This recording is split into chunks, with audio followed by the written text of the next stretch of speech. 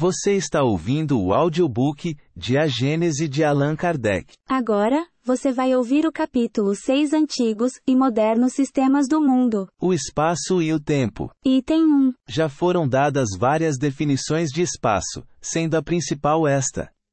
O espaço é a extensão que separa dois corpos, na qual certos sofistas deduziram que onde não haja corpos não haverá espaço. Foi nisto que se basearam alguns doutores em teologia para estabelecer que o espaço é necessariamente finito, alegando que certo número de corpos limitados não poderiam formar uma série infinita, e que, onde acabassem os corpos, o espaço igualmente acabaria. Também definiram o espaço como o lugar onde se movem os mundos, o vácuo onde a matéria atua, etc. Deixemos todas essas definições, que nada definem, nos tratados em que repousam. Espaço é uma dessas palavras que exprimem uma ideia primitiva e axiomática, evidente por si mesma, e a cujo respeito as diversas definições que se possam dar, nada mais fazem do que obscurecê-la.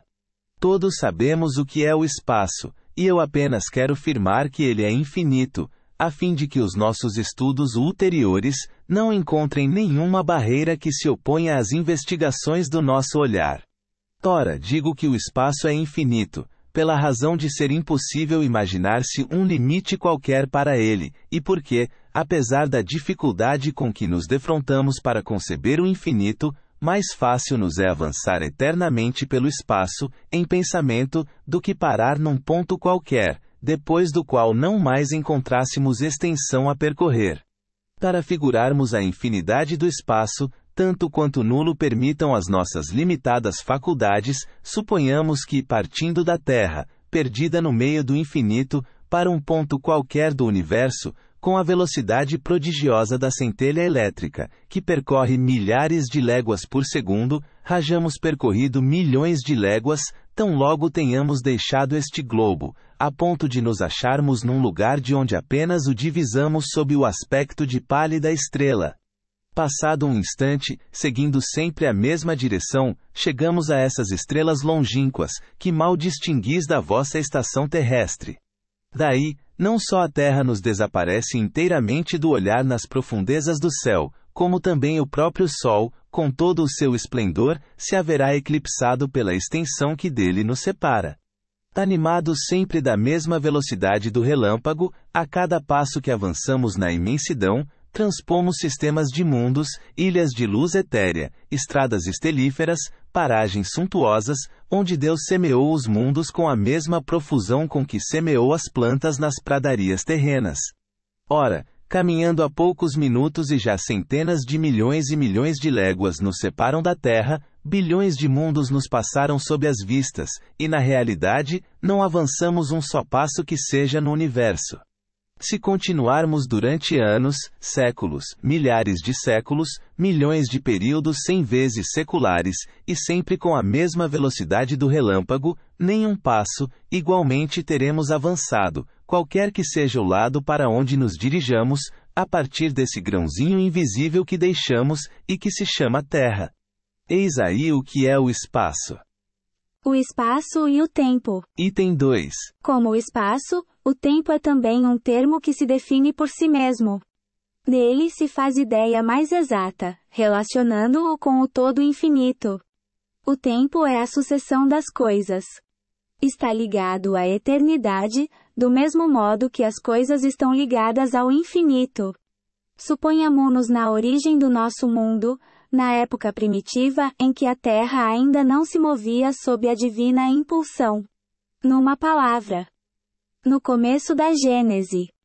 O tempo então ainda não saíra do misterioso berço da natureza, e ninguém pode dizer em que época de séculos nos achamos, visto que o pêndulo do tempo ainda não foi posto em movimento. Mas silêncio. Soa na sineta eterna a primeira hora de uma Terra isolada. O planeta se move no espaço, e desde então, a tarde e manhã.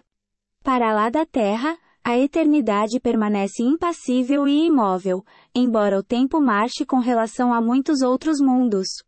Para a Terra, o tempo a substitui, e durante uma determinada série de gerações, contar-se-ão os anos e os séculos. Transportemo-nos agora ao último dia desse mundo, a hora em que, curvado sob o peso da vetustez, ele se apagará do livro da vida para aí não mais reaparecer. Interrompe-se então a sucessão dos eventos. Cessam os movimentos terrestres que mediam o tempo, e o tempo acaba com eles. Esta simples exposição das coisas naturais que dão nascimento ao tempo, que o alimentam e deixam que ele se extinga, basta para mostrar que, visto do ponto em que devemos nos colocar para os nossos estudos, o tempo é uma gota d'água que cai da nuvem no mar, e cuja queda é medida. Tantos mundos na vasta amplidão, quantos tempos diversos e incompatíveis. Fora dos mundos, somente a eternidade substitui essas efêmeras sucessões, e enche tranquilamente da sua luz imóvel a imensidade dos céus. Imensidade sem limites e eternidade sem limites, tais as duas grandes propriedades da natureza universal. O olhar do observador, que atravessa sem jamais encontrar o que o detenha, as incomensuráveis distâncias do espaço, e o do geólogo, que remonta além dos limites das idades, ou que desce às profundezas da eternidade, em que ambos um dia se perderão, atuam em concordância, cada um na sua direção, para adquirir esta dupla noção do infinito. Extensão e duração. Dentro desta ordem de ideias, ser-nos-á fácil conceber que, sendo o tempo apenas a relação das coisas transitórias, e dependendo unicamente das coisas que se medem, se tomássemos os séculos terrestres por unidade, e os empilhássemos aos milheiros, para formar um número colossal, esse número nunca representaria mais que um ponto na eternidade, do mesmo modo que milhares de léguas, adicionadas a milhares de léguas, não dão mais que um ponto na extensão. Assim, por exemplo, estando os séculos fora da vida etérea da alma, poderíamos escrever um número tão longo quanto o equador terrestre, e supor-nos envelhecidos desse número de séculos, sem que na realidade nossa alma conte um dia a mais. E, juntando a esse número indefinível de séculos uma série de números semelhantes, longa como daqui ao Sol, ou ainda mais consideráveis, se imaginássemos viver durante uma sucessão prodigiosa de períodos seculares, representados pela adição de tais números, quando chegássemos ao termo, o inconcebível amontoado de séculos que nos pesaria sobre a cabeça seria como se não existisse. Diante de nós, estaria sempre toda a eternidade. O tempo é apenas uma medida relativa da sucessão das coisas transitórias. A eternidade não é suscetível de medida alguma, do ponto de vista da duração. Para ela não há começo nem fim. Tudo lhe é presente. Se séculos e séculos são menos que um segundo, relativamente à eternidade, que vem a ser a duração da vida humana. Ponto. A matéria. Item 3. À primeira vista, nada parece tão profundamente variado, nem tão essencialmente distinto, como as diversas substâncias que compõem o mundo. Entre os objetos que a arte ou a natureza nos fazem passar diariamente ante o olhar, haverá duas que revelem perfeita identidade, ou ao menos, paridade de composição. Quanto à de semelhança, do ponto de vista da solidez, da compressibilidade, do peso e das múltiplas propriedades dos corpos, entre os gases atmosféricos e um filete de ouro, entre a molécula aquosa da nuvem e a do mineral que forma a carcaça óssea do globo. Quanto à diversidade entre o tecido químico das variadas plantas que adornam o reino vegetal e o dos representantes não menos numerosos da animalidade na Terra. Ponto de exclamação. Entretanto, podemos estabelecer como princípio absoluto, que todas as substâncias conhecidas e desconhecidas, por mais desiguais que pareçam, quer do ponto de vista da sua constituição íntima, quer sob o aspecto de suas ações recíprocas, não são de fato, senão modos diversos sob os quais a matéria se apresenta. Variedades em que ela se transforma, sob a direção das forças inumeráveis que a governam. A matéria. Item 4. A química, cujos progressos foram tão rápidos depois da minha época, em que seus próprios adeptos ainda a relegavam para o domínio secreto da magia. Ciência que se pode considerar com justa razão, filha do século da observação, e baseada unicamente com mais solidez do que suas irmãs mais velhas, no método experimental. A química, digo, ignorou completamente os 4 elementos primitivos que os antigos concordaram em reconhecer na natureza. Mostrou que o elemento terrestre não passa da combinação de diversas substâncias variadas ao infinito. Que o ar e a água são igualmente decomponíveis e produtos de certo número de equivalentes de gás. Que o fogo, longe de ser também um elemento principal, é apenas um estado da matéria, resultante do movimento universal a que se acha submetida, e de uma combustão sensível ou latente.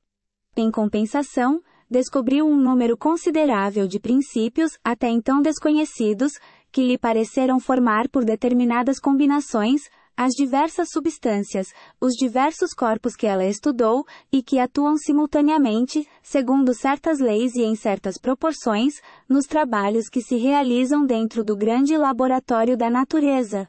Deu a esses princípios o nome de corpos simples, indicando de tal modo que os considera primitivos e indecomponíveis, e que nenhuma operação até hoje pode reduzi-los a frações relativamente mais simples que eles próprios. 3.4. A matéria. Item 5. Mas onde param as apreciações do homem, mesmo auxiliado pelos mais impressionantes sentidos artificiais, prossegue a obra da natureza.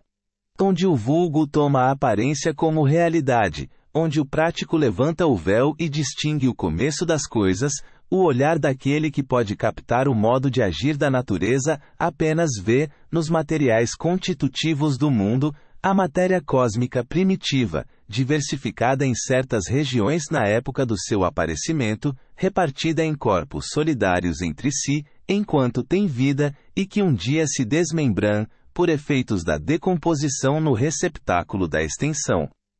A matéria. Item 6. Há questões que nós mesmos, espíritos amantes da ciência, não podemos aprofundar, e sobre as quais não poderemos emitir senão opiniões pessoais, mais ou menos hipotéticas.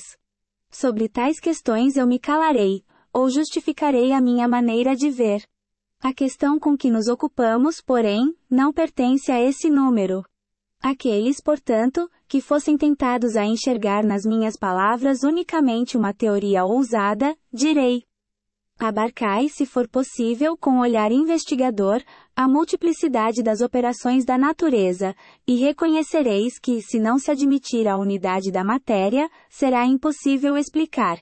Já não direi somente os sóis e as esferas, mas, sem ir tão longe, a germinação de uma semente na terra, ou a produção de um inseto.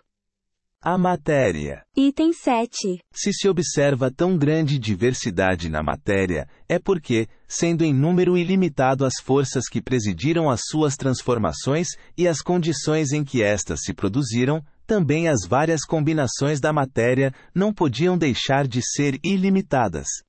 Logo, quer a substância que se considere pertença aos fluidos propriamente ditos, isto é, aos corpos imponderáveis, quer revista os caracteres e as propriedades ordinárias da matéria, não há, em todo o universo, senão uma única substância primitiva.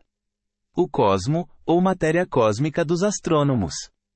As leis e as forças. Item 8. Se um desses seres desconhecidos, que consomem a sua existência efêmera, no fundo das regiões tenebrosas do oceano.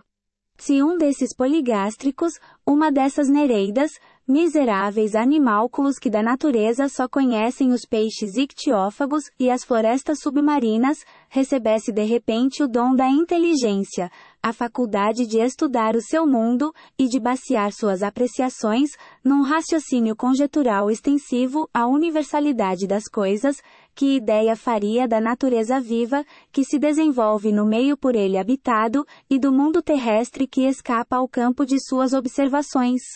Ponto de interrogação.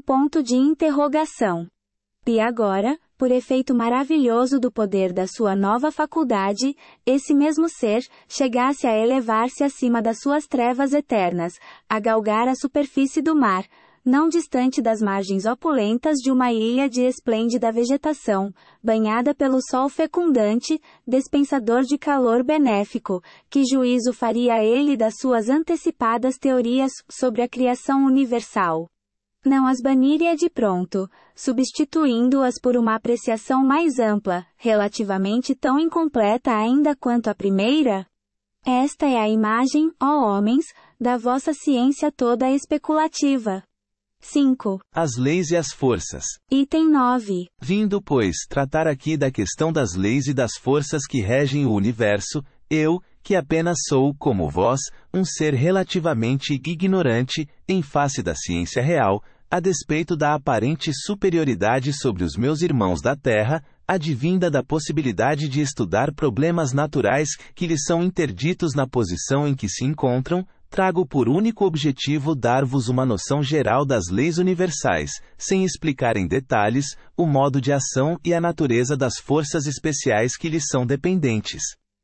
As leis e as forças. Item 10. Há um fluido etéreo que enche o espaço e penetra os corpos.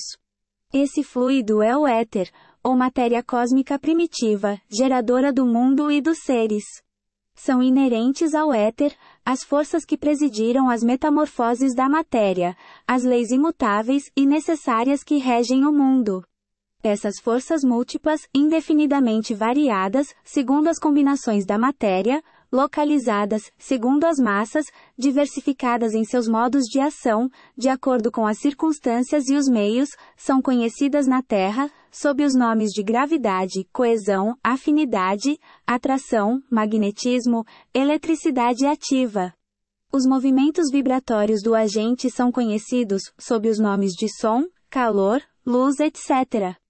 Em outros mundos, elas se apresentam sob outros aspectos, revelam outros caracteres desconhecidos na Terra, e na imensa amplidão dos céus, forças em número indefinido se têm desenvolvido em escala inimaginável, cuja grandeza somos tão incapazes de avaliar quanto o crustáceo, no fundo do oceano, para apreender a universalidade dos fenômenos terrestres.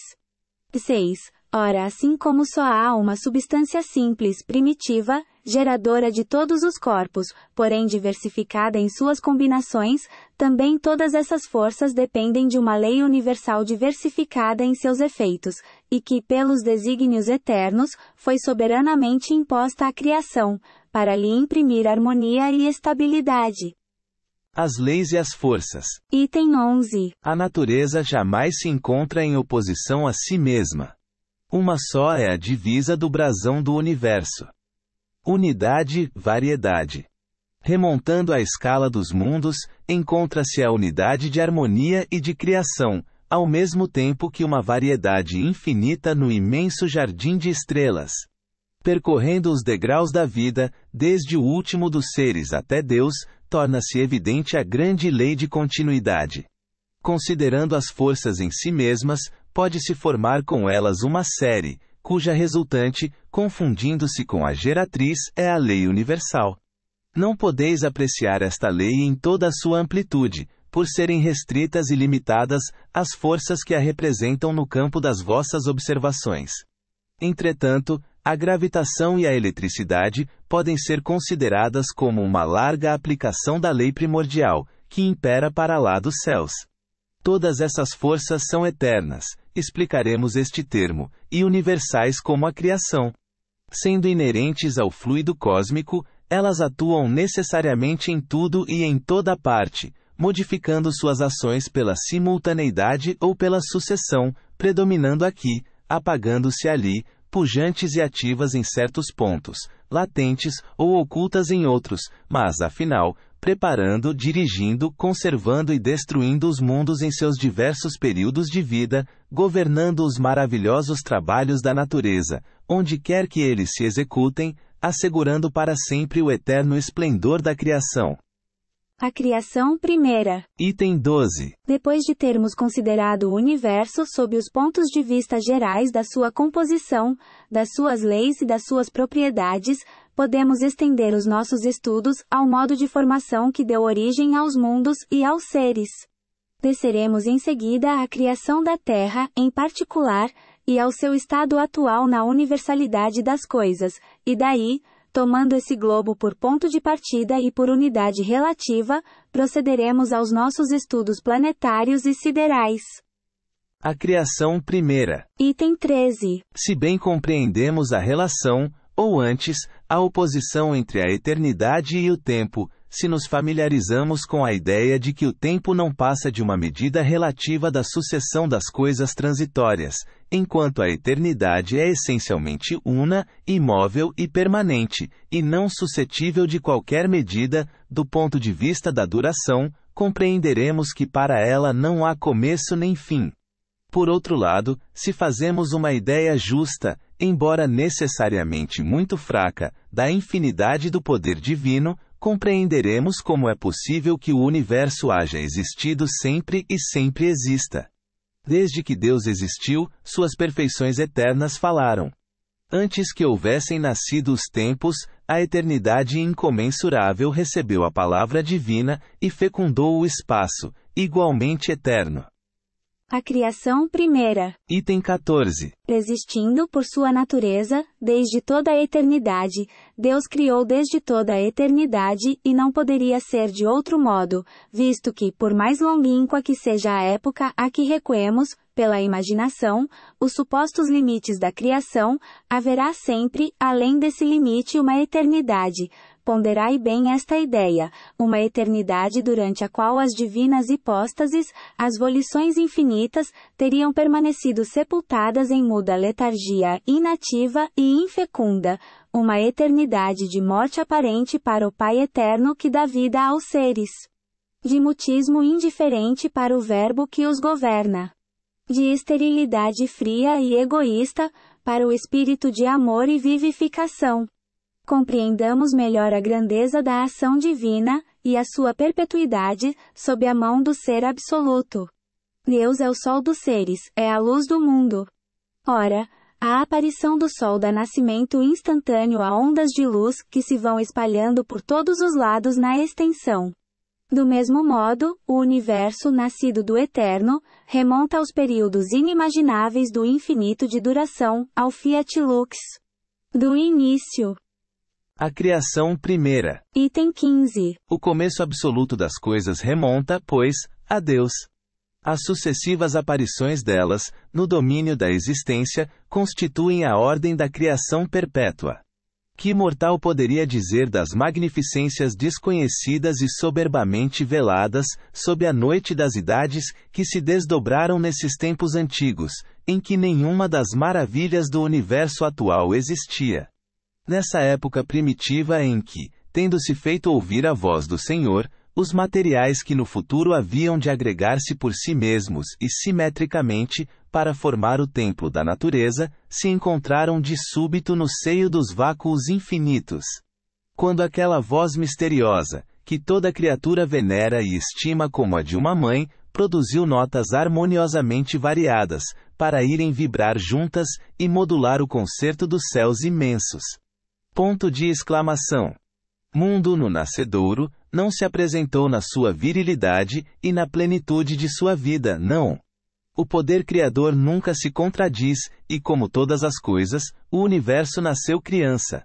Revestido das leis mencionadas acima, e da impulsão inicial inerente à sua própria formação, a matéria cósmica primitiva fez que sucessivamente nascessem turbilhões, aglomerações desse fluido difuso, amontoados de matéria nebulosa que se cindiram por si próprios e se modificaram ao infinito para gerar nas regiões incomensuráveis da amplidão diversos centros de criações simultâneas ou sucessivas.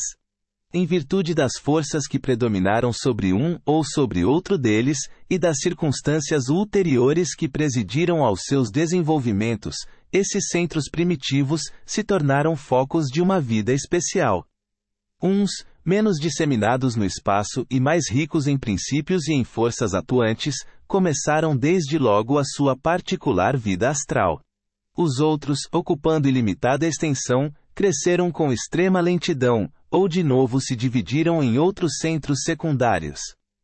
A criação primeira. Item 16. Transportando-nos a alguns milhões de séculos, somente, acima da época atual, verificamos que a nossa Terra ainda não existe, que mesmo o nosso sistema solar, ainda não começou as evoluções da vida planetária. Entretanto, já esplêndidos sóis iluminam o éter. Já planetas habitados, dão vida e existência a uma imensidão de seres, que nos precederam na carreira humana, que as produções opulentas de uma natureza desconhecida, e os maravilhosos fenômenos do céu, desdobram, sob outros olhares, os quadros imensos da criação. Que digo? Já deixaram de existir esplendores que muito antes, fizeram palpitar o coração de outros mortais, sob o pensamento da potência infinita. E nós, pobres seres pequeninos, que viemos após uma eternidade de vida, nós nos cremos contemporâneos da criação. Ponto de exclamação. Ainda uma vez, compreendamos melhor a natureza. Saibamos que atrás de nós, como à nossa frente, está a eternidade, que o espaço é teatro de inimaginável sucessão e simultaneidade de criações. Tais nebulosas, que mal percebemos nos mais longínquos pontos do céu, são aglomerações de sóis em vias de formação. Outras são vias lácteas de mundos habitados. Outras, ainda, são sedes de catástrofes e de perecimento.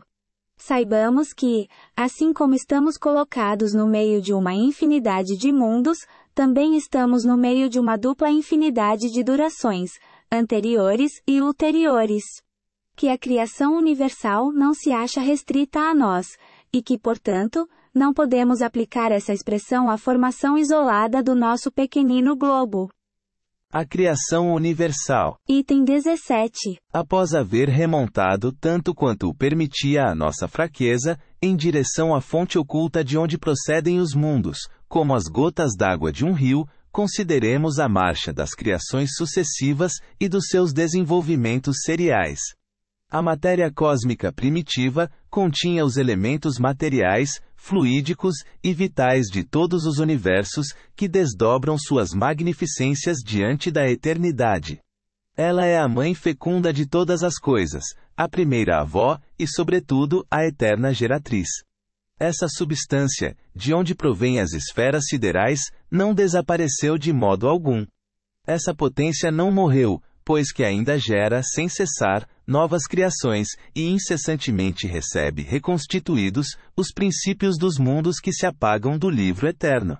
A matéria etérea mais ou menos rarefeita, que se difunde pelos espaços interplanetários. Esse fluido cósmico que enche o mundo, mais ou menos rarefeito, nas regiões imensas, ricas de aglomerações de estrelas. Mais ou menos condensado, onde o céu astral ainda não brilha. Mais ou menos modificado por diversas combinações, de acordo com as localidades da amplidão, nada mais é do que a substância primitiva, onde residem as forças universais, a partir da qual a natureza tirou todas as coisas. 7. A criação universal. Item 18. Esse fluido penetra os corpos como um imenso oceano. É nele que reside o princípio vital que dá origem à vida dos seres, e a perpetua em cada globo conforme a sua condição, princípio que, em estado latente, se conserva adormecido onde a voz de um ser não o chama. Toda criatura, mineral, vegetal, animal ou qualquer outra, visto que há muitos outros reinos naturais, de cuja existência nem sequer suspeitais, sabe, em virtude desse princípio vital e universal, apropriar as condições de sua existência e de sua duração. As moléculas do mineral têm uma certa soma dessa vida, do mesmo modo que a semente do embrião, e se grupam, como no organismo, em figuras simétricas que constituem os indivíduos. Muito importante nos convencermos da noção de que a matéria cósmica primitiva se achava revestida não só das leis que asseguram a estabilidade dos mundos, como também do princípio vital e universal que forma gerações espontâneas em cada mundo, à medida que se apresentam as condições da existência sucessiva dos seres e quando soa a hora do aparecimento dos filhos da vida, durante o período criador. Assim se efetua a criação universal. É, pois, exato dizer-se que, sendo as operações da natureza a expressão da vontade divina, Deus sempre criou, cria incessantemente, e nunca deixará de criar. A criação universal. Item 19. Até aqui, porém, temos guardado silêncio sobre o mundo espiritual, que também faz parte da criação, e cumpre seus destinos conforme as augustas prescrições do Senhor. Acerca do modo da criação dos espíritos, entretanto, não posso ministrar senão um ensino muito restrito, em virtude da minha própria ignorância, e também porque tenho ainda de calar-me sobre certas questões, se bem já me haja sido permitido aprofundá-las.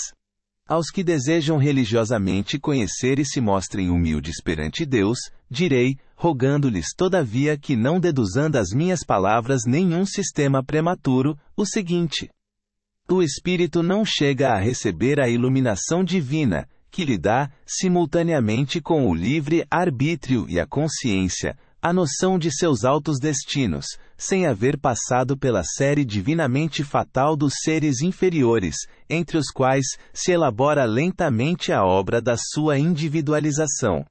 Somente a partir do dia em que o Senhor lhe imprime na fronte o seu tipo augusto, o espírito toma lugar no seio das humanidades. Ainda uma vez vos peço: não construais sobre as minhas palavras os vossos raciocínios, tão tristemente célebres na história da metafísica. Eu preferiria 1000 vezes calar-me sobre tão elevadas questões, tão acima das nossas meditações ordinárias, a vos expor a desnaturar o sentido de meu ensino, e a vos lançar, por culpa minha, nos labirintos inextrincáveis do daísmo ou do fatalismo. Os sóis e os planetas. Item 20. Sucedeu que, num ponto do universo perdido entre as miríades de mundos, a matéria cósmica se condensou sob a forma de imensa nebulosa, animada das leis universais que regem a matéria. Em virtude dessas leis, principalmente da força molecular de atração, ela tomou a forma de um esferoide, a única que pode assumir uma massa de matéria isolada no espaço. O movimento circular produzido pela gravitação, rigorosamente igual, de todas as zonas moleculares em direção ao centro, logo modificou a esfera primitiva, a fim de conduzi-la, de movimento em movimento, à forma lenticular. Aqui nos referimos ao conjunto da nebulosa. Os sóis e os planetas. Item 21. Novas forças surgiram em consequência desse movimento de rotação. A força centrípeta e a força centrífuga. A primeira tende a reunir todas as partes no centro, enquanto a segunda as afasta do centro. Ora, acelerando-se o movimento à proporção que a nebulosa se condensa, e aumentando o seu raio à medida que ela se aproxima da forma lenticular, a força centrífuga, incessantemente desenvolvida por essas duas causas, logo predominou sobre a atração central. Assim como um movimento rápido demais de uma funda lhe quebra a corda, deixando o projétil cair longe, também a predominância da força centrífuga destacou o círculo equatorial da nebulosa, e desse anel se formou uma nova massa, isolada da primeira, mas submetida ao seu domínio. Aquela massa conservou o seu movimento equatorial que, modificado, se lhe tornou um movimento de translação em torno do astro solar. Além disso, o seu novo estado lhe dá um movimento de rotação em torno do próprio centro. Os sóis e os planetas. Item 22. A nebulosa geratriz que deu origem a esse novo mundo, condensou-se e retomou a forma esférica. Mas, como o primitivo calor, desenvolvido por seus diversos movimentos, só se atenuasse com extrema lentidão, o fenômeno que acabamos de descrever se reproduzirá muitas vezes e durante longo período, enquanto a nebulosa não se haja tornado bastante densa, bastante sólida, para oferecer resistência eficaz às modificações de forma, que lhe imprime sucessivamente o seu movimento de rotação. Esta nebulosa geratriz não terá dado origem a um só astro, mas a centenas de mundos destacados do foco central, saídos dela pelo modo de formação mencionado neste item. Ora, Cada um desses mundos, revestido como o mundo primitivo, das forças naturais que presidem a criação dos universos, gerará sucessivamente novos globos, que desde então lhe gravitarão em torno, como ele, juntamente com seus irmãos, gravita em torno do foco que lhes deu existência e vida. Cada um desses mundos será um Sol, centro de um turbilhão de planetas sucessivamente destacados do seu equador. Esses planetas receberão uma vida especial, particular, embora dependente do astro que os gerou. Os sóis e os planetas. Item 23. Os planetas são, assim, formados de massas de matéria condensada, porém ainda não solidificada, destacadas da massa central pela ação da força centrífuga, e que tomam, em virtude das leis do movimento, a forma esferoidal, mais ou menos elíptica, conforme o grau de fluidez que conservaram. Um desses planetas será a Terra que, antes de se resfriar e revestir de uma crosta sólida, dará nascimento à Lua, pelo mesmo processo de formação astral a que ela própria deveu a sua existência. A Terra, doravante inscrita no livro da vida, é berço de criaturas cuja fraqueza a divina providência protege, nova corda colocada na harpa infinita, e que, no lugar que ocupa, tem de vibrar no concerto universal dos mundos. Os satélites. Item 24. Antes que as massas planetárias houvessem atingido um grau de resfriamento suficiente para lhes operar a solidificação, massas menores, verdadeiros glóbulos líquidos, se desprenderam de algumas no plano equatorial, plano em que é maior a força centrífuga, e por efeito das mesmas leis, adquiriram um movimento de translação em torno do planeta que as gerou, como sucedeu a estes, com relação ao astro central que lhes deu origem. Foi assim que a Terra deu nascimento à Lua, cuja massa, menos considerável, teve que sofrer um resfriamento mais rápido. Ora, as leis e as forças que presidiram ao seu desprendimento do equador terreno, e o seu movimento de translação no mesmo plano, agiram de tal sorte que esse mundo, em vez de revestir a forma esferoidal, tomou a de um globo ovoide, isto é, a forma alongada de um ovo, com o centro de gravidade fixado na parte inferior. Os satélites. Item 25. As condições em que se efetuou a desagregação da Lua, pouco lhe permitiram afastar-se da Terra, e a constrangeram a conservar-se perpetuamente suspensa no seu firmamento, como uma figura ovoide, cujas partes mais pesadas formaram a face inferior voltada para a Terra, e cujas partes menos densas constituíram o seu vértice, se com essa palavra se designar a face que, do lado oposto à Terra, se eleva para o céu. O que é certo é que esse astro nos apresenta sempre a mesma face. Para melhor compreender-se o seu estado geológico, ele pode ser comparado a um globo de cortiça, cuja base voltada para a Terra seria formada de chumbo. Daí, duas naturezas essencialmente distintas na superfície do mundo lunar. Uma, sem qualquer analogia com o nosso, visto que os corpos fluidos e etéreos lhe são desconhecidos. A outra, leve, relativamente à Terra, uma vez que todas as substâncias menos densas se encaminharam para esse hemisfério. A primeira, perpetuamente voltada para a Terra, sem águas e sem atmosfera, a não ser aqui e ali, nos limites desse hemisfério subterrestre. A outra, rica de fluidos, perpetuamente oposta ao nosso mundo. 8.9. Os satélites. Item 26. O número e o estado dos satélites de cada planeta tem variado de acordo com as condições especiais em que se formaram. Alguns não deram origem a nenhum astro secundário, como se verifica com Mercúrio, Vênus e Marte, 10, ao passo que outros, como a Terra, Júpiter, Saturno, etc., formaram um ou vários desses astros secundários. Os satélites. Item 27. Além de seus satélites ou luas, o planeta Saturno apresenta o fenômeno especial do anel que, visto de longe, parece cercá-lo de uma espécie de auréola branca. Para nós, esta formação é uma nova prova da universalidade das leis da natureza. Esse anel é, com efeito, o resultado de uma separação que se operou no equador de Saturno, ainda nos tempos primitivos, do mesmo modo que uma zona equatorial se escapou da Terra para formar o seu satélite.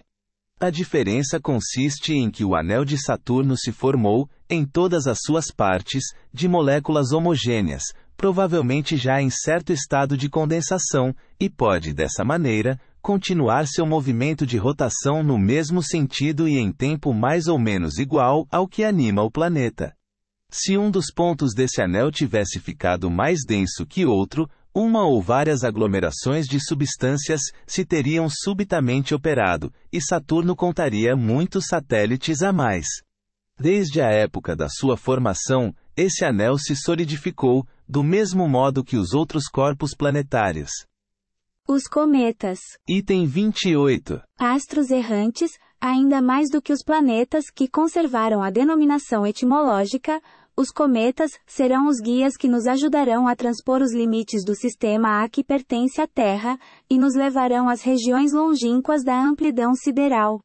Mas, antes de explorarmos os domínios celestes, com o auxílio desses viajantes do universo, será bom que ministremos o conhecimento tanto quanto possível, da natureza intrínseca deles, e do papel que lhes cabe na economia planetária. Os cometas. Item 29. Alguns têm visto nesses astros dotados de cabeleira, mundos nascentes, a elaborarem, no primitivo caos em que se acham, as condições de vida e de existência que tocam em partilha as terras habitadas. Outros imaginaram que esses corpos extraordinários eram mundos em estado de destruição, e para muitos, a aparência singular que apresentam foi motivo de apreciações errôneas acerca da natureza deles, de tal sorte que não houve, inclusive na astrologia judiciária, quem não os considerasse como pressagiadores de desgraças, enviados por desígnios providenciais, à terra espantada e tremente. Os cometas. Item 30. A lei de variedade se aplica em tão larga escala nos trabalhos da natureza, que se pergunta, como os naturalistas, os astrônomos e os filósofos, hajam fabricado tantos sistemas, para assimilar os cometas, aos astros planetários, e para somente verem neles astros em graus mais ou menos adiantados de desenvolvimento ou de caducidade. Entretanto, os quadros da natureza deveriam bastar amplamente para afastar o observador da preocupação de pesquisar relações inexistentes, e deixar aos cometas o papel modesto, porém, útil, de astros errantes, que servem de guarda avançada aos impérios solares. Os corpos celestes de que tratamos são coisa muito diversa dos corpos planetários. Não têm por destinação, como estes, servir de habitação às humanidades. Vão sucessivamente de sóis em sóis, enriquecendo-se às vezes pelo caminho, de fragmentos planetários reduzidos ao estado de vapor, raurir nos focos solares os princípios vivificantes e renovadores que derramam sobre os mundos terrestres. Capítulo 9, item 12. Os cometas. Item 31. E quando um desses astros se aproxima do nosso pequenino globo, para lhe atravessar a órbita e voltar ao seu apogeu, situado a uma distância incomensurável do Sol, nós o acompanhássemos pelo pensamento, para visitar com ele as regiões siderais, transporíamos a prodigiosa extensão de matéria etérea que separa o Sol das estrelas mais próximas, e observando os movimentos combinados desse astro, que se suporia desgarrado no deserto infinito, ainda aí encontraríamos uma prova eloquente da universalidade das leis da natureza, que atuam a distâncias que a mais ativa imaginação mal pode conceber. Aí a forma elíptica toma a forma parabólica, e a marcha se torna tão lenta que o cometa não chega a percorrer mais que alguns metros, no mesmo tempo durante o qual, em seu perigeu, percorria muitos milhares de léguas. Talvez um Sol mais poderoso, mais importante do que o que ele acaba de deixar, exerça sobre esse cometa uma atração preponderante e o receba na categoria de seus próprios súditos. Então na vossa pequenina terra, em vão as crianças espantadas lhe aguardarão o retorno, que haviam predito, baseando-se em observações incompletas. Nesse caso, nós, que pelo pensamento acompanhamos o cometa errante a essas regiões desconhecidas, depararemos com uma nova nação, que os olhares terrenos não podem encontrar, inimaginável para os espíritos que habitam a terra, inconcebível mesmo para suas mentes, porquanto ela será teatro de maravilhas inexploradas. Chegamos ao mundo astral, nesse mundo deslumbrante dos vastos sóis que irradiam pelo espaço infinito, e que são as flores brilhantes do magnífico jardim da criação. Só depois de lá chegarmos, é que saberemos o que é a Terra. A Via Láctea. Item 32. Nas noites estreladas e sem luar, muita gente já contemplou essa faixa esbranquiçada, que atravessa o céu de uma extremidade à outra, e que os antigos apelidaram de Via Láctea, por causa da sua aparência leitosa. Nos tempos modernos, esse clarão difuso tem sido longamente explorado pelo telescópio, tendo esse caminho de pó de ouro, ou esse regato de leite da mitologia antiga, se transformado num vasto campo de maravilhas desconhecidas. As pesquisas dos observadores levaram ao conhecimento da sua natureza, e revelaram que ali onde o olhar errante apenas percebia uma fraca luminosidade, há milhões de sóis mais luminosos e mais importantes do que o que nos clareia a Terra. A Via Láctea. Item 33. Realmente, a Via Láctea é uma campina matizada de flores solares e planetárias, que brilham em toda a sua enorme extensão. O nosso Sol e todos os corpos que o acompanham, fazem parte desse conjunto de globos radiosos que formam a Via Láctea. Mas a despeito de suas dimensões gigantescas, relativamente à Terra, e a grandeza do seu império, o Sol ocupa inapreciável lugar em tão vasta criação. Podem contar-se por uma trintena de milhões de sóis 11, que, à sua semelhança, gravitam nessa imensa região, afastados uns dos outros de mais de 100.000 vezes o raio da órbita terrestre. 12. A Via Láctea. Item 34. Por esse cálculo aproximado, se pode julgar da extensão dessa região sideral, e da relação que existe entre o nosso sistema, e a universalidade dos sistemas que ela contém. Pode-se igualmente julgar da exiguidade do domínio solar, e a fortiori, do nada que é a nossa pequenina Terra. Que seria então, se considerassem os seres que o povoam? Ponto de exclamação. Digo do nada, porque as nossas determinações se aplicam não só à extensão material física dos corpos que estudamos, o que pouco seria, mas também e sobretudo, ao estado moral deles como habitação e ao grau que ocupam na eterna hierarquia dos seres. A criação se mostra aí em toda a sua majestade, criando e propagando, em torno do mundo solar, e em cada um dos sistemas que o rodeiam por todos os lados, as manifestações da vida e da inteligência.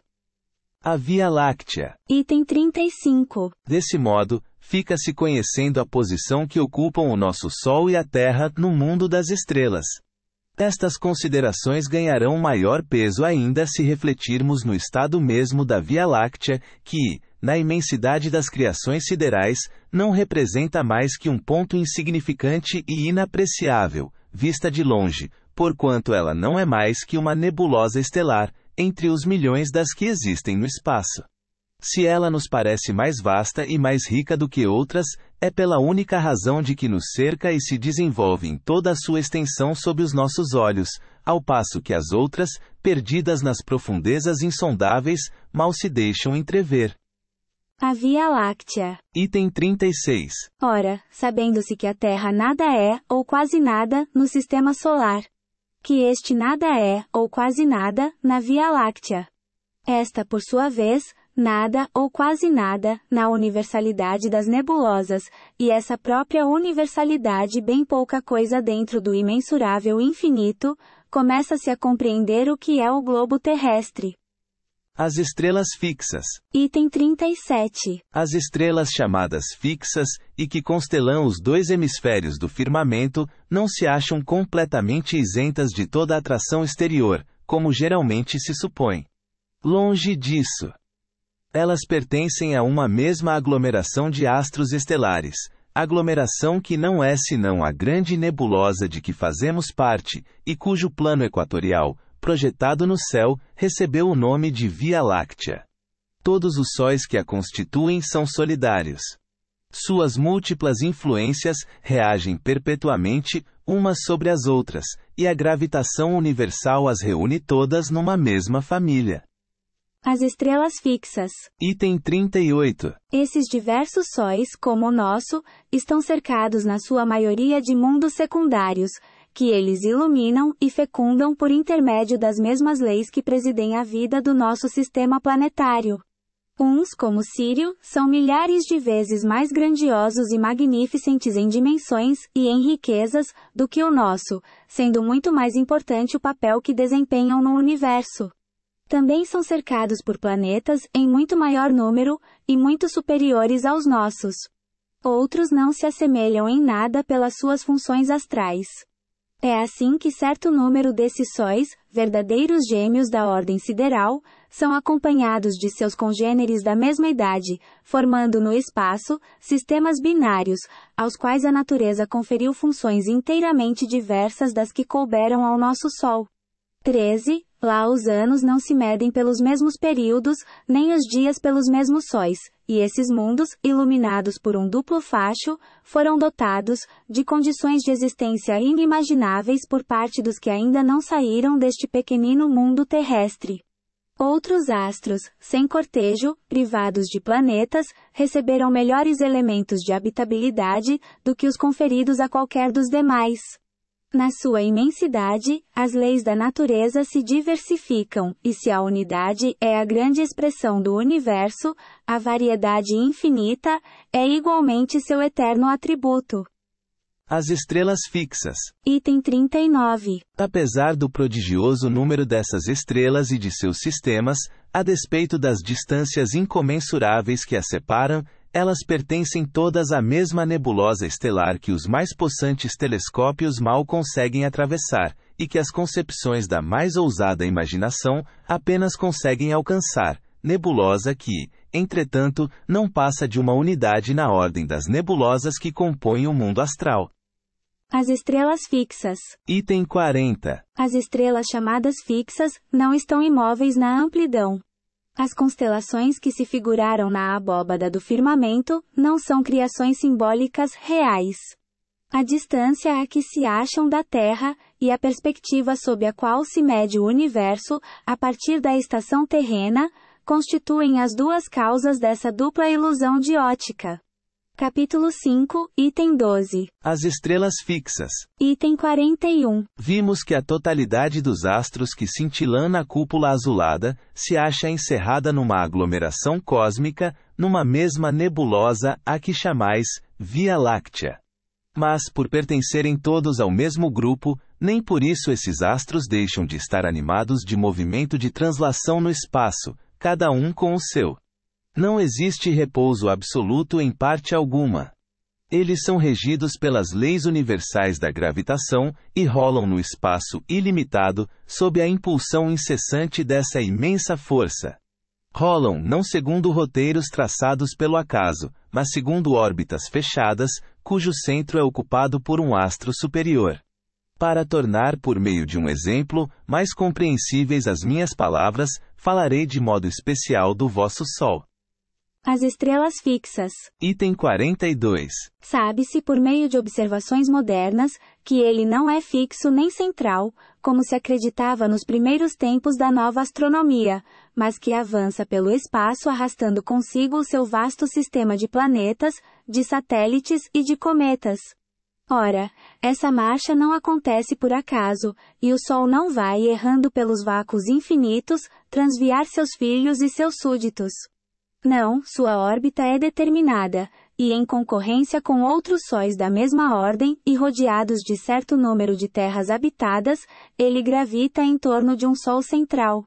Seu movimento de gravitação, como o dos sóis seus irmãos, é inapreciável a observações anuais, porque somente grande número de períodos seculares seriam suficientes para marcar um desses anos astrais. As estrelas fixas. Item 43. O Sol central, de que acabamos de falar, também é um globo secundário relativamente a outro ainda mais importante, em torno do qual ele perpetua uma marcha lenta e compassada, na companhia de outros sóis da mesma ordem.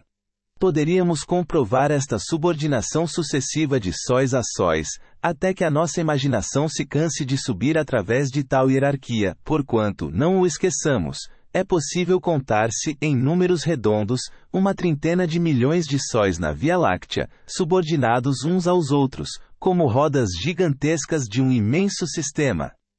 As estrelas fixas. Item 44. E esses astros, em números incontáveis, vivem vida solidária.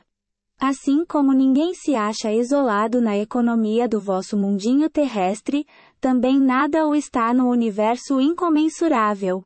Vistos à distância, pelo olhar investigador do filósofo que pudesse abarcar o quadro que o espaço e o tempo desdobram, esses sistemas de sistemas pareciam uma poeira de grãos de ouro levantada em turbilhão pelo sopro divino, que faz voarem nos céus os mundos siderais, como voam os grãos de areia nas dunas do deserto. Nada de imobilidade, nada de silêncio, nada de noite. O grande espetáculo que então se desdobraria ante os nossos olhos, seria a criação real, imensa e cheia da vida etérea, que abrange no seu imenso conjunto o olhar infinito do Criador. Mas, até aqui, temos falado de uma única nebulosa, que, com os seus milhões de sóis e os seus milhões de terras habitadas, forma apenas, como já dissemos, uma ilha no arquipélago infinito. Os desertos do espaço. Item 45. Um deserto inimaginável, sem limites, se estende para além da aglomeração de estrelas de que acabamos de tratar, e a envolve. Solidões sucedem a solidões, e incomensuráveis planícies do vácuo se estendem pela amplidão afora. Os amontoados de matéria cósmica se encontram isolados no espaço, como ilhas flutuantes de um imenso arquipélago. Se, de alguma forma, quisermos apreciar a distância enorme que separa o aglomerado de estrelas, de que fazemos parte, dos outros aglomerados mais próximos, precisamos saber que essas ilhas estelares se encontram disseminadas e raras no vasto oceano dos céus, e que a extensão que as separa uma das outras é incomparavelmente maior do que a que lhes medem as respectivas dimensões. Ora, como já vimos, a nebulosa estelar mede, em números redondos, 1000 vezes a distância das estrelas mais próximas, isto é, alguns 100.000 trilhões de léguas. A distância que existe entre elas, sendo muito mais vasta, não poderia ser expressa por números acessíveis à compreensão do nosso espírito. Só a imaginação em suas concepções mais altas é capaz de transpor tão prodigiosa imensidade, essas solidões mudas e privadas de toda aparência de vida, e de encarar, de certa maneira, a ideia dessa infinidade relativa. Os desertos do espaço. Item 46. Todavia, o deserto celeste que envolve o nosso universo sideral, e que parece estender-se como os afastados confins do nosso mundo astral, é abarcado pela visão e pelo poder infinito do Altíssimo que, além desses céus dos nossos céus, desenvolveu a trama da sua criação ilimitada. Os desertos do espaço. Item 47. Além dessas vastas solidões, com efeito, irradiam mundos magnificentes, tanto quanto nas regiões acessíveis às investigações humanas. Para lá desses desertos, vagam esplêndidos oásis no éter límpido, renovando incessantemente as cenas admiráveis da existência e da vida. Sucedem-se lá os agregados longínquos de substância cósmica, que o profundo olhar do telescópio entrevê através das regiões transparentes do nosso céu, e a que dais o nome de nebulosas irresolúveis, as quais vos parecem ligeiras nuvens de poeira branca, perdidas num ponto desconhecido do espaço etéreo. Lá se revelam e se desenvolvem mundos novos, cujas condições variadas e diversas das que são peculiares ao vosso globo, lhes dão uma vida que as vossas concepções não podem imaginar, nem os vossos estudos comprovar. É lá que resplandece em toda a sua plenitude o poder criador. Aquele que vem das regiões que o vosso sistema ocupa, se depara com outras leis em ação, cujas forças regem as manifestações da vida. E os novos caminhos que se nos apresentam em tão singulares regiões, nos abrem surpreendentes perspectivas. 14. Eterna sucessão dos mundos. Item 48. Vimos que uma única lei, primordial e geral, foi conferida ao universo para lhe assegurar eternamente a estabilidade, e que essa lei geral nos é perceptível aos sentidos por muitas ações particulares, que chamamos forças diretrizes da natureza. Vamos agora mostrar que a harmonia do mundo inteiro, considerada sob o duplo aspecto da eternidade e do espaço, é garantida por essa lei suprema. Eterna sucessão dos mundos. Item 49. Com efeito, se remontarmos à origem primeira das primitivas aglomerações da substância cósmica, notaremos que já então, sob o império dessa lei, a matéria sofre as transformações necessárias, que levam do germen ao fruto maduro, e que, sob a impulsão das diversas forças nascidas dessa lei, ela percorre a escala das revoluções periódicas. Primeiramente, centro fluídico dos movimentos. Em seguida, gerador dos mundos. Mais tarde, núcleo central e atrativo das esferas que nasceram no seu seio. Já sabemos que essas leis presidem a história do cosmo. O que agora importa saber é que elas presidem igualmente a destruição dos astros, visto que a morte não é apenas uma metamorfose do ser vivo, mas também uma transformação da matéria inanimada.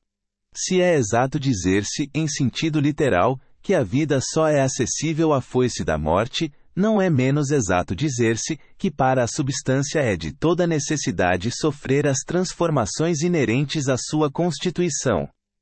Eterna sucessão dos mundos. Item 50. Eis aqui um mundo que desde o seu berço primitivo, percorreu toda a extensão dos anos que a sua organização especial lhe permitia percorrer. Tendo-se extinto o foco interior da sua existência, seus elementos próprios perderam a virtude inicial.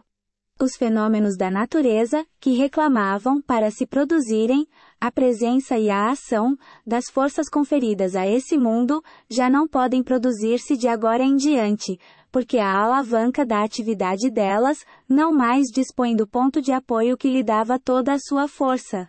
Ora, será possível que essa Terra extinta e sem vida vai continuar a gravitar nos espaços celestes, sem uma finalidade, e passar como cinza inútil pelo turbilhão dos céus?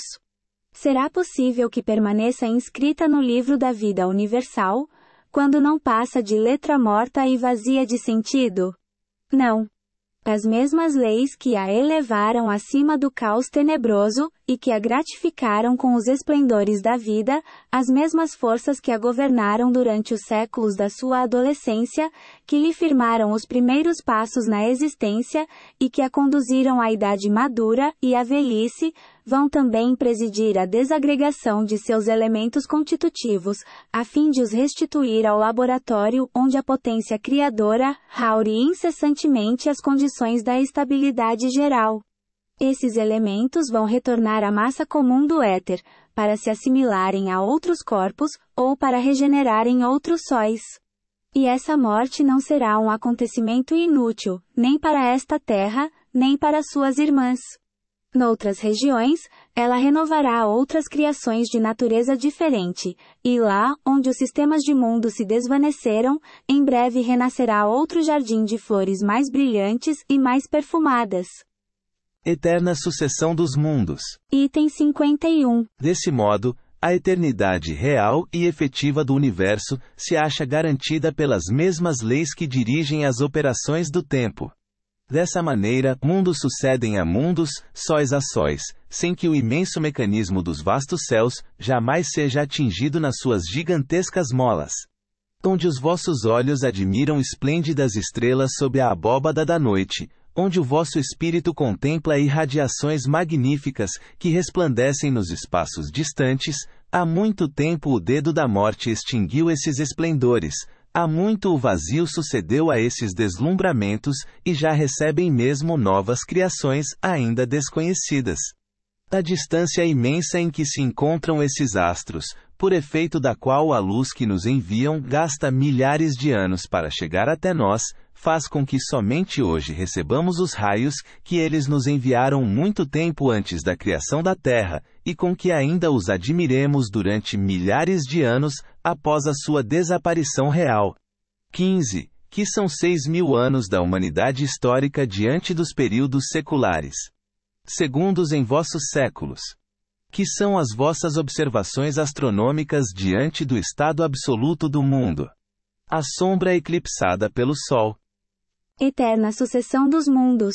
Item 52.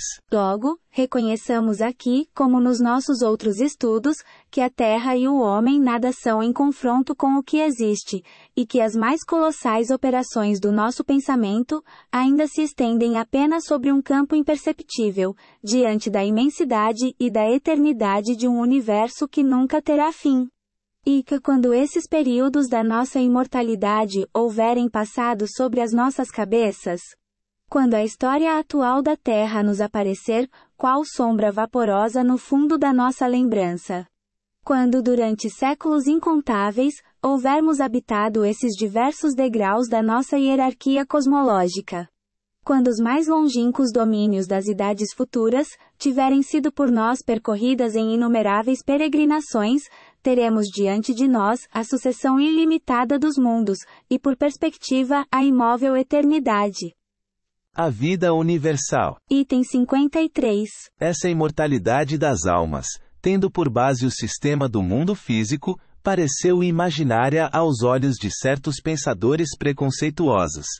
Qualificaram-na ironicamente de imortalidade viajora, e não compreenderam que só ela é verdadeira diante do espetáculo da criação. Entretanto, é possível compreender-se toda a sua grandeza, quase diríamos, toda a sua perfeição.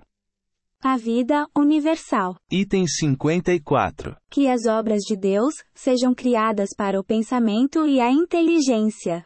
Que os mundos sejam moradas de seres que as contemplam e lhes descobrem, sob o véu, o poder e a sabedoria daquele que as formou, são questões que já não nos oferecem dúvida. O que importa saber, contudo, é que as almas que as povoam sejam solidárias. A vida universal. Item 55. De fato, a inteligência humana encontra dificuldade em considerar esses globos radiosos que cintilam na amplidão como simples massas de matéria inerte e sem vida. Custa-lhe pensar que não haja, nessas regiões distantes, magníficos crepúsculos e noites esplendorosas, sóis fecundos, e dias repletos de luz, vales e montanhas, onde as produções múltiplas da natureza desenvolvam toda a sua luxuriante pompa.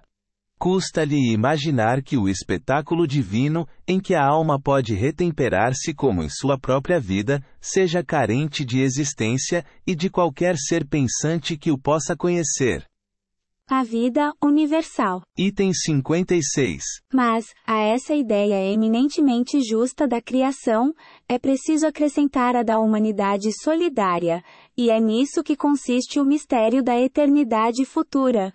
Uma mesma família humana foi criada na universalidade dos mundos, e os laços de uma fraternidade que ainda não sabeis apreciar, foram dados a esses mundos. Se esses astros que se harmonizam em seus vastos sistemas, são habitados por inteligências, não o são por seres desconhecidos uns dos outros, mas ao contrário, por seres que trazem marcados na fronte o mesmo destino, que se hão de encontrar temporariamente segundo as suas funções de vida, e encontrar de novo, segundo suas mútuas simpatias. É a grande família dos espíritos, que povoam as terras celestes. É a grande irradiação do Espírito Divino, que abrange a extensão dos céus, e que permanece como tipo primitivo e final da perfeição espiritual. A vida universal. Item 57. Por que singular aberração se acreditou fosse possível negar a imortalidade às vastas regiões do éter, quando a encerravam dentro de um limite inadmissível e de uma dualidade absoluta? O verdadeiro sistema do mundo deveria então preceder a verdadeira doutrina dogmática e a ciência preceder a teologia?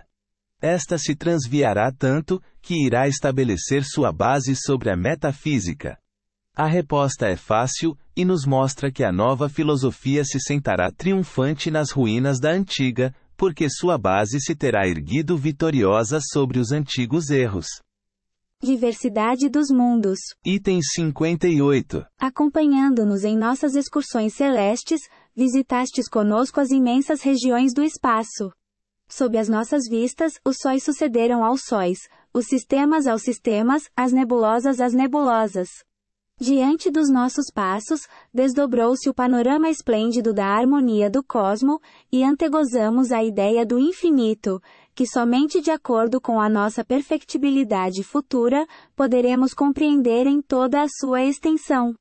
Os mistérios do éter nos desvendaram o seu enigma, até aqui indecifrável, e pelo menos, concebemos a ideia da universalidade das coisas. É preciso que nos detenhamos agora, a refletir. Diversidade dos mundos. Item 59. É belo, sem dúvida, haver reconhecido quão ínfima é a Terra, e medíocre a sua importância na hierarquia dos mundos. É belo haver abatido a presunção humana, que nos é tão cara, e nos termos humilhado ante a grandeza absoluta. Entretanto, ainda será mais belo que interpretemos em sentido moral, o espetáculo de que fomos testemunhas. Quero falar do poder infinito da natureza, e da ideia que devemos fazer do seu modo de ação, nos diversos domínios do vasto universo. Diversidade dos mundos. Item 60. Acostumados, como estamos, a julgar as coisas pela nossa pobre e insignificante habitação, imaginamos que a natureza não pôde ou não teve de agir sobre os outros mundos, senão de acordo com as regras que lhe conhecemos na Terra. Ora, é justamente nesse ponto que devemos reformar a nossa maneira de ver. Lançai por um instante o olhar sobre uma região qualquer do vosso globo, e sobre uma das produções da vossa natureza.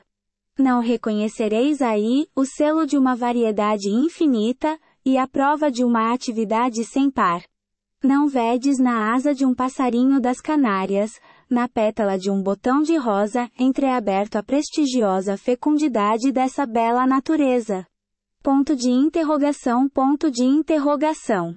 Os vossos estudos possam ser aplicados aos seres que adejam nos ares. Que desçam até a violeta dos prados, mergulhem nas profundezas do oceano, e em tudo, e por toda parte lereis esta verdade universal. A natureza onipotente age conforme os lugares, os tempos e as circunstâncias. Ela é una em sua harmonia geral, porém múltipla em suas produções. Linka com o sol, como com uma gota d'água. Povoa de seres vivos, um mundo imenso com a mesma facilidade com que faz eclodir o ovo posto pela borboleta. Diversidade dos mundos. Item 61. Ora, se é tal a variedade que a natureza pôde nos descrever em todos os lugares deste pequeno mundo tão acanhado, tão limitado, quão mais ampliado não deveis considerar esse modo de ação, ponderando nas perspectivas dos mundos enormes. Quão mais desenvolvida e pujante não a deveis reconhecer, operando nesses mundos maravilhosos que, muito mais do que a Terra, atestam a sua inapreciável perfeição.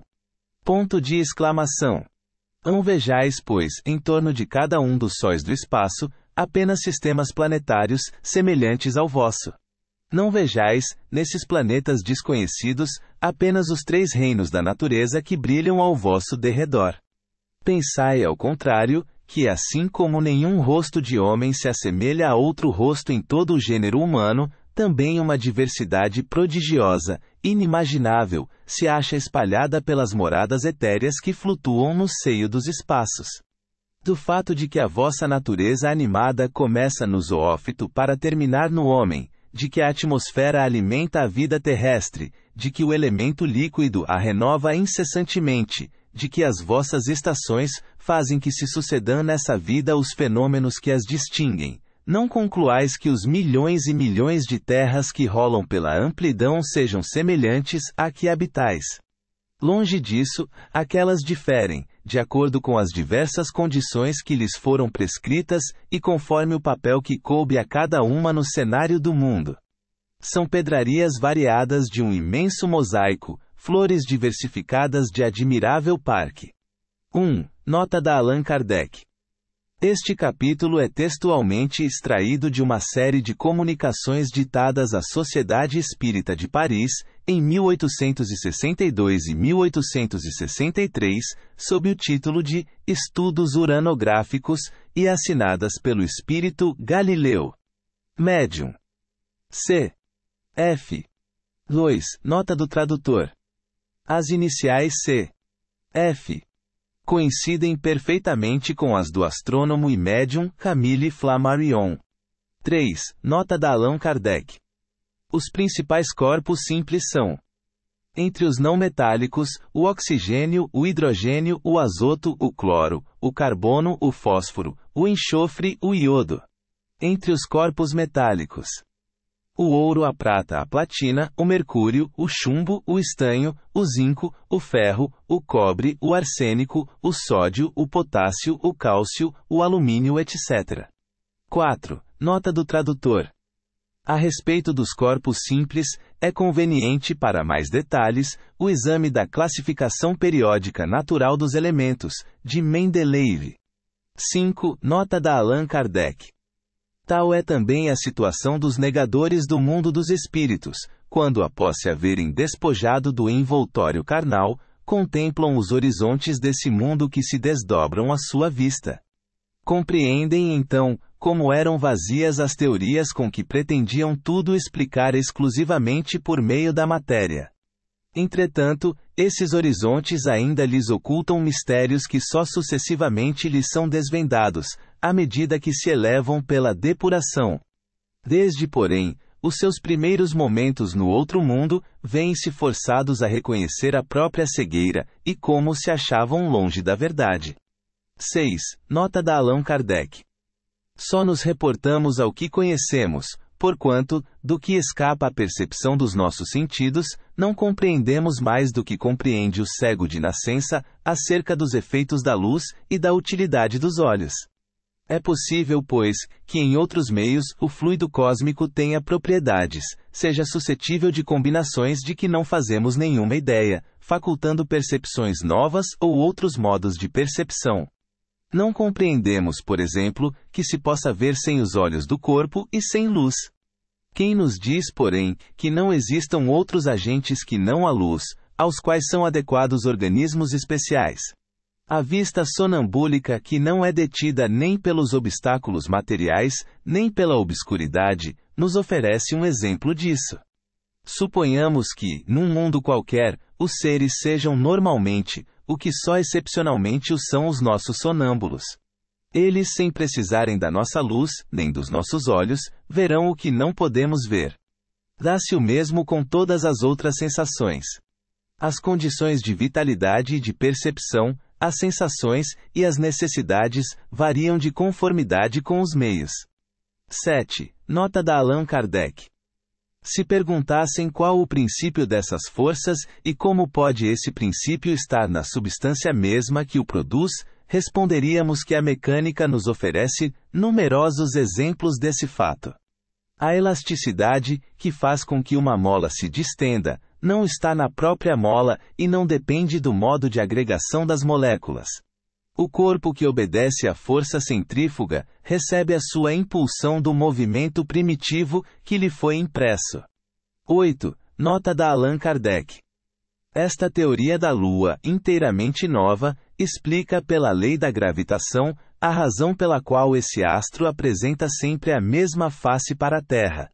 Tendo o centro de gravidade num dos pontos de sua superfície, em vez de estar no centro da esfera, e sendo, em consequência, atraído para a Terra por uma força maior do que a que atrai as partes mais leves, a Lua pode ser tida como uma dessas figuras chamadas vulgarmente João Teimoso, que se levantam constantemente sobre a sua base, ao passo que os planetas, cujo centro de gravidade está a distâncias iguais da superfície, giram regularmente sobre o próprio eixo.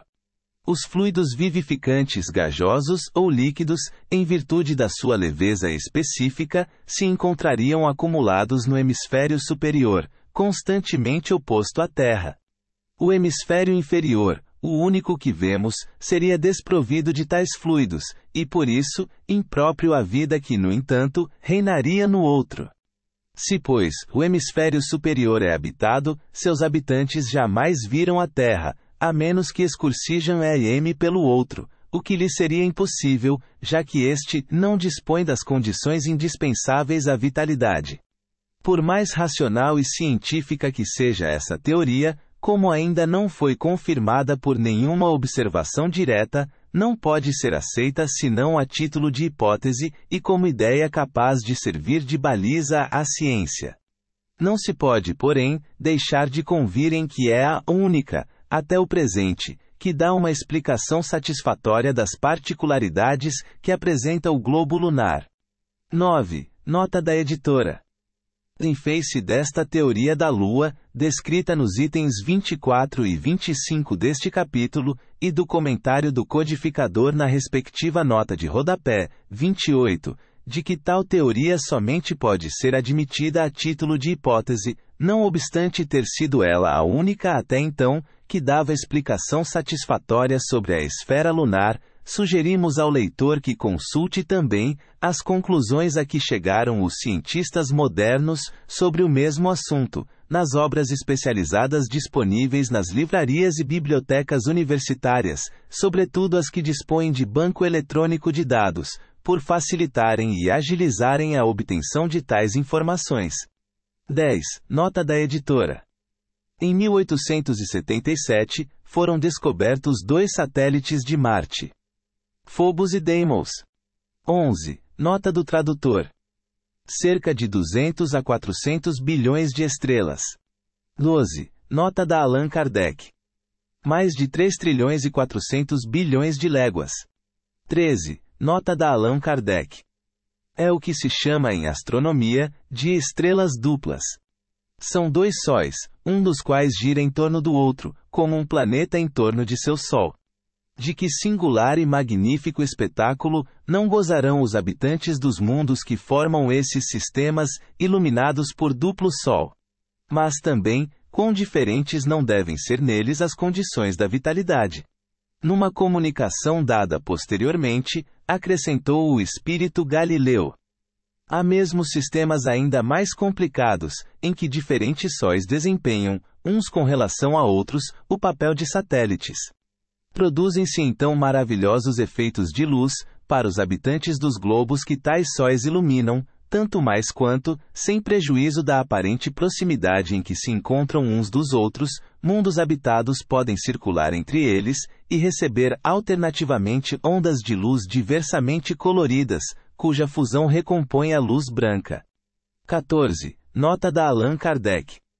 Dá-se em astronomia, o nome de nebulosas irresolúveis aquelas em cujo seio ainda não se puderam distinguir as estrelas que as compõem. Foram, a princípio, consideradas acervos de matéria cósmica, em vias de condensação para formar mundos. Hoje, porém, geralmente se entende que essa aparência é devida ao afastamento, e que, com instrumentos bastante poderosos, todas seriam resolúveis. Uma comparação familiar pode dar ideia, embora muito imperfeita, das nebulosas resolúveis. São os grupos de centelhas projetadas pelas bombas dos fogos de artifício no momento de sua explosão. Cada uma dessas centelhas nos representará uma estrela, e o conjunto delas a nebulosa, ou grupo de estrelas reunidas num ponto do espaço e submetidas a uma lei comum de atração e de movimento. Vistas de certa distância, mal se distinguem essas centelhas, tendo o grupo por elas formado a aparência de uma nuvenzinha de fumaça. Esta comparação não seria exata se se tratasse de massas de matéria cósmica condensada. A nossa Via Láctea é uma dessas nebulosas.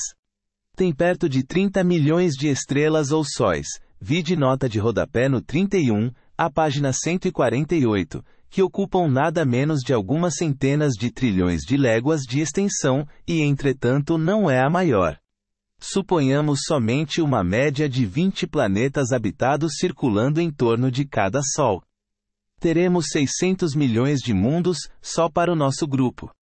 Se nos pudéssemos transportar da nossa nebulosa para outra, aí estaríamos como em meio à nossa Via Láctea, porém com um céu estrelado de aspecto completamente diverso, e este, apesar das suas dimensões colossais, nos pareceria, de longe, um pequenino floco lenticular perdido no infinito. Mas, antes de atingirmos a nova nebulosa, seríamos qual viajante que deixa uma cidade e percorre vasta região desabitada, antes que chegue a outra cidade. Teríamos transposto espaços incomensuráveis, desprovidos de estrelas e de mundos, o que Galileu denominou os desertos do espaço. À medida que avançássemos, veríamos a nossa nebulosa afastar-se atrás de nós, diminuindo de extensão as nossas vistas, ao mesmo tempo que, diante de nós, se apresentaria aquela para a qual nos dirigíssemos, cada vez mais distinta, semelhante à massa de centelhas da bomba de fogos de artifício. Transportando-nos pelo pensamento às regiões do espaço além do arquipélago da nossa nebulosa, veremos em torno de nós milhões de arquipélagos semelhantes e de formas diversas, contendo cada um milhões de sóis e centenas de milhões de mundos habitados. Tudo o que nos possa identificar com a imensidade da extensão e com a estrutura do universo é de utilidade para a ampliação das ideias, tão restringidas pelas crenças vulgares. Deus se engrandece aos nossos olhos, à medida que melhor compreendemos a grandeza de suas obras e nossa extrema pequenez. Estamos longe, como se vê, da crença que a Gênese mosaica implantou e que fez da nossa pequenina, imperceptível terra, a criação principal de Deus e dos seus habitantes, os únicos objetos da sua solicitude. Compreendemos a vaidade dos homens que creem que tudo no universo foi feito para eles, e dos que ousam discutir a existência do Ser Supremo.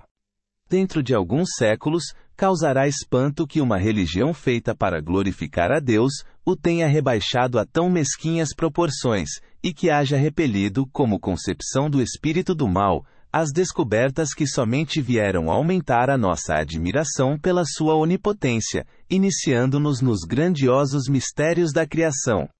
O espanto será ainda maior, quando souberem que elas foram repelidas, porque emancipariam o espírito dos homens, e tirariam a preponderância dos que se diziam representantes de Deus na Terra.